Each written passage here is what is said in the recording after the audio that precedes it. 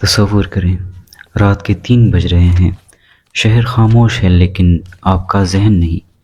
آپ اپنے فون کی اسکرین اسکرول کر رہے ہیں۔ ہر نئی ویڈیو، ہر نئی پوسٹ آپ کو ایک لمحے کی خوشی دیتی ہے، اور اگلے ہی پل وہ خوشی ختم ہو جاتی ہے۔ آپ نیا فون خریدتے ہیں، نئے کپڑے پہنتے ہیں، نئے شہر جاتے ہیں، لیکن کچھ دن بعد وہی پرانی خالی پن کی دیواریں آپ کو دوبارہ گھیر لیتی ہیں۔ ہم انسان نئے پن کے اتنے پیاسے کیوں ہیں؟ کیا یہ ہماری فطرت ہے، یا ہم کسی نیلی روشنی کے جال میں پھنسے ہوئے ہیں؟ آج ہم اس پراسرار گرہ کو کھولنے کی کوشش کریں گے۔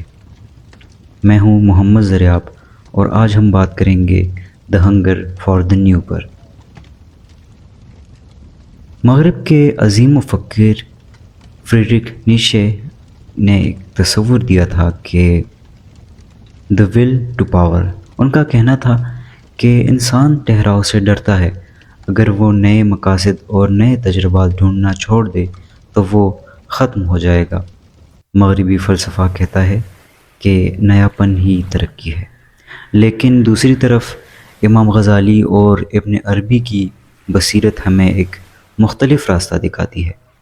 غزالی فرماتے ہیں کہ انسانی دل کا ایک حصہ ہے جو اس دنیا کے کسی بھی مادی چیز سے نہیں بھرتا۔ انسان نئے پن کے پیچھے اس لیے بھاگتا ہے کیونکہ وہ اس عالمی سکون کو ڈھونڈ رہا ہے جو دنیا میں موجود ہی نہیں۔ ابن عربی اسے دی پرپیچول کریشن کہتے ہیں۔ ان کا فلسفہ ہے کہ ہر لمحہ خدا کی تجلی نئی ہوتی ہے، اس لیے انسان کا دل فطرتی طور پر ہر لمحہ کچھ نیا مانگتا ہے۔ لیکن مسئلہ تب ہوتا ہے جب ہم اس روحانی نویلٹی کو مادی نویلٹی میں ڈھونڈنے لگتے ہیں۔ اب ذرا اسے سائنس کی نظر سے دیکھتے ہیں۔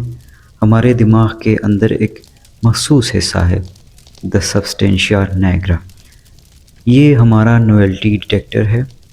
جب آپ کوئی نئی چیز دیکھتے ہیں تو آپ کا دماغ ڈوپامین کا ایک دھماکہ کرتا ہے۔ سائنس کی زبان میں اسے ریوارڈ پریڈکشن ایرر کہتے ہیں۔ ہمارا دماغ ہم سے جھوٹ بولتا ہے، وہ کہتا ہے یہ نیا فون لے لو، تمہاری زندگی بدل جائے گی۔ لیکن جیسے ہی آپ وہ چیز حاصل کر لیتے ہیں، آپ کا الیکٹرو میگنیٹک فیلڈ دوبارہ پرانی فریکوینسی پر آ جاتا ہے۔ آپ کا دماغ اس نئے پن کا عادی ہو جاتا ہے۔ ہماری باڈی دراصل ایک وائبریشنل اینٹینا ہے۔ ہم ہمیشہ نئی وائبریشنز ڈھونڈتے رہتے ہوتے ہیں کیونکہ ہم ٹھہراؤ کو موت سمجھتے ہیں۔ لیکن ماڈرن سائنس یہ نہیں بتاتی کہ یہ وائبریشن ہم سے کیا چھین رہی ہے۔ سائنس اور فلسفہ جہاں راستہ بھٹک جاتے ہیں، وہاں قرآن مجید ایک ڈیکوڈنگ کی طرح ہماری رہنمائی کرتا ہے۔ اللہ تعالیٰ فرماتے ہیں تمہیں زیادہ سے زیادہ مال اور دنیا کی تلاش نے غفلت میں ڈال دیا ہے۔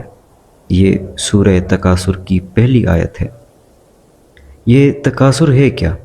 یہ وہی لامتناہی پیاس ہے جو نئے پن کی صورت میں نظر آتی ہے۔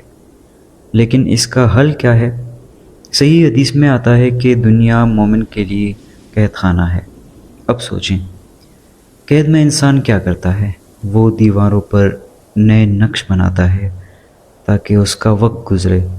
ہم نئے پن کے پیچھے اس لیے بھاگتے ہیں کیونکہ ہم اس دنیا کی قید سے گھبرا گئے ہیں۔ اصلی نویلٹی دنیا میں نہیں، آخرت میں ہے۔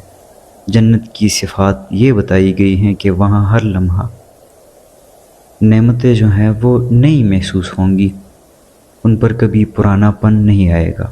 دنیا کی ہر ایک نئی چیز کی تلاش دراصل ہماری روح کی وہ تڑپ ہے جو اپنے اصلی گھر یعنی جنت کی نئے پن کو یاد کر رہی ہے۔ یہاں ایک بہت پراسرار بات ہے جو کوئی نہیں بتاتا۔ دی رول آف قرین، یعنی ہمارے ساتھ ایک غیر مرئی مخلوق ہوتی ہے، ہمارا قرین۔ اس کا کام ہمیں دنیا کی رنگینیوں میں الجھائے رکھنا ہے۔ جب آپ بور ہوتے ہیں تو یہ قرین آپ کے ذہن میں نئے گناہ، نئی خواہشات اور فضول خرچیاں یا اس طرح کے وسائل ڈالتا ہے۔ جب ہم نوئلٹی کے obsessive ہو جاتے ہیں تو ہمارا اورا یا اسپریچول شیلڈ جو ہے وہ کمزور ہو جاتا ہے۔